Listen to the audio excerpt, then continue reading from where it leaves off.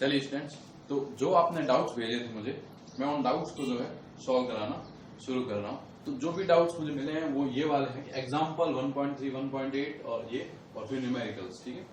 तो स्टूडेंट्स सबसे पहले एग्जाम्पल 1.3 देखते हैं। देखो एग्जाम्पल 1.3 ये कह रहा है कि आपके पास एक कप पानी है, आपको बताना है इस एक कप पानी के अंदर कितना पॉजिटिव और नेगेटिव चार्ज प्रेजेंट होगा। तो स्टूडेंट्स पानी तो न्यूट्रल होता है, पानी के ऊपर तो ना पॉजिटिव चार्ज है ना नेगेटिव चार्ज है। अब तो इसका मतलब क्या हुआ, देखो क्योंकि पानी न्यूट्रल है, इसका मतलब जितना पॉजिटिव है उतना का उतना नेगेटिव, दोनों का जो अमाउंट होगा वो क्या होगा, सेम होगा। ठीक है। हम ये कैलकुलेट करने की ट्राई करेंगे कितने अमाउंट में पॉजिटिव चार्ज है या कितने अमाउंट में नेगेटिव चार्ज है। तो देखो स्टूडेंट्स आपको ये बोल रखा है कि जो 1 कप ऑफ जो पानी है, जो एक कप है पानी का, उसको आप 250 ग्राम का लीजिए। तो अपने पास देखिए कि इसका जो है कितना द्रव्यमान है, कितना भार है आपके पास, ये है 250 ग्राम। ठीक है। अब स्टूडेंट्स ये बताइए कि एक मोल अगर हमारे पास H2O है, तो देखो एक मोल H2O का जो द्रव्यमान है वो किसके बराबर होगा, वो किसके बराबर होगा, 2 हाइड्रोजन प्लस 1 ऑक्सीजन के बराबर होगा। स्टूडेंट यहाँ गौर करने की बात यह है कि यहाँ ऑक्सीजन गैस नहीं है। ठीक है। यहाँ ऑक्सीजन का एक आपको एक परमाणु लेना है, एक एटम लेना है, और हाइड्रोजन के 2 एटम लेने हैं। हाइड्रोजन का वेट कितना होता है, मास कितना होता है 1, तो 2 × 1 + 1 × 8, यानी किसके बराबर आ गया एक तरह से। तो देखो हाँ, तो ये ऑक्सीजन है, तो ये तो 8, तो इसका क्या हुआ, द्रव्यमान संख्या हुई। ठीक है। हमें क्या लेना है, सॉरी 8 तो क्या हुआ, इसका परमाणु क्रमांक हुआ, नंबर हुआ। तो हमें क्या लेना है, इसका द्रव्यमान संख्या लेनी है। तो ये कितनी हो जाएगी, 16। ठीक है। तो देखो ये 16 और ये 2 नेट कितने हो गए, 18। ठीक है। यानी कि हाइड्रोजन के एक मोल का, सॉरी H2O के एक मोल का द्रव्यमान किसके बराबर होता है, H2O के एक मोल का द्रव्यमान किसके बराबर होता है, 18 ग्राम। तो ये बता दीजिए कि 250 में कितने, 250 ग्राम में कितने मोल होंगे। तो अपन क्या निकाल लेते हैं, मोलों की संख्या निकाल देते हैं n। ठीक है। ओके, मोलों की संख्या को अपन स्मॉल n से डिनोट करते हैं, तो ये n क्या आ गया, मोलों की संख्या। तो देखो मोल संख्या किसके बराबर आ गई, 250/18, यानी कि 250/80। स्टूडेंट्स ये क्या है, मोल्स, यानी ये मोल संख्या है अपनी। अब हमें क्या पता है कि एक मोल के अंदर कुल जो भी अणु या परमाणु होते हैं उनकी संख्या किसके बराबर होती है, अवोगाद्रो संख्या के बराबर। हमारे पास कितने हैं, इतने मोल हैं। तो हम देखते हैं कि H2O के कुल H2O के जो कुल जो है अणु वो कितने हुए। तो देखो H2O के कुल अणुओं की संख्या एक तरह से देख रहे हैं, कुल अणु, एक अणु का मतलब क्या हुआ, कुल अणुओं की संख्या।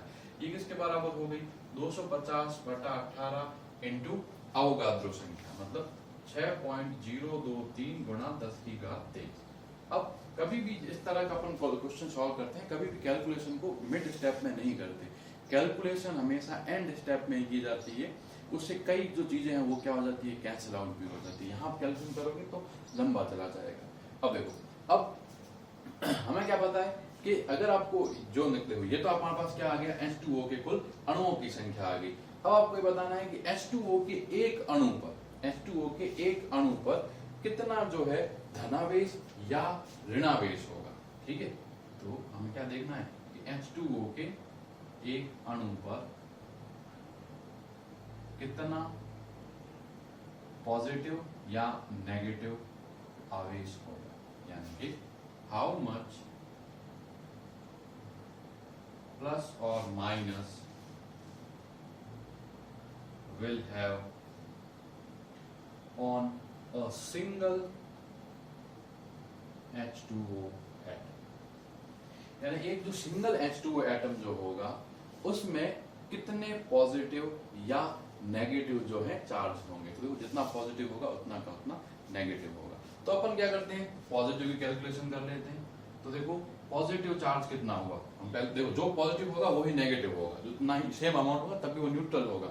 तो देखो दो जो प्रोटॉन होंगे, 2 पॉजिटिव चार्ज जो होगा वो तो किसके पास होगा, हाइड्रोजन के पास। यहाँ देखो प्लस का 2e चार्ज तो हाइड्रोजन के पास हुआ, एक तरह से क्या है, प्रोटॉनों की संख्या बता रहा है। ठीक है, +2e। और इस तरह से ऑक्सीजन के पास कितना है, 8। ठीक है, तो वो कितना आ जाएगा प्लस का 8 इलेक्ट्रॉन, या नेट कितना हो गया 10 इलेक्ट्रॉन। तो इसका मतलब क्या हुआ कि 10 इलेक्ट्रॉन जो आवेश है धनावेश और 10 इलेक्ट्रॉन ऋणावेश क्या है H2O पर है। तो इसलिए एक कुल अणु का तो कितना आवेश होगा 0, लेकिन आपको पता ना कितना धनावेश और कितना ऋणावेश होगा। ठीक है, तो देखो एक याद रखिए, एक जो एटम है, एक जो अणु है, उसके ऊपर कितना धनावेश है 10 इलेक्ट्रॉन, लेकिन अपने पास कुल अणुओं की संख्या कितनी है, इतनी है।